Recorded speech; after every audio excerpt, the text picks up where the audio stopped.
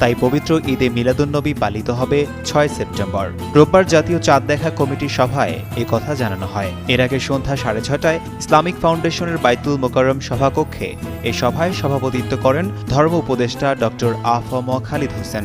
আরবি 12 রবিউল আউয়াল প্রতি বছর হিজরি বর্ষ অনুযায়ী পবিত্র ঈদে মিলাদুন্নবী সাল্লাল্লাহু আলাইহি সাল্লাম পালন করা হয়। ঈদে মিলাদুন্নবীর দিন বাংলাদেশের সরকারি ছুটি থাকে।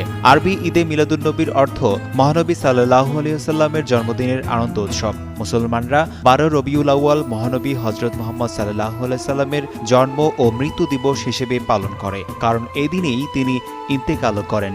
570 খ্রিস্টাব্দের হিজরি রবিউল আউয়াল মাসের 12 তারিখ মক্কার কুরাইশ বংশে মহানবী হযরত মুহাম্মদ সাল্লাল্লাহু আলাইহি সাল্লাম জন্মগ্রহণ করেন এবং 63 বছর বয়সে 12 রবিউল আউয়ালই তিনি মৃত্যুবরণ করেন। দিনটি ঈদে মিলাদুন্নবী সাল্লাল্লাহু আলাইহি সাল্লাম হিসেবে পৃথিবীর মুসলমানরা পালন করে।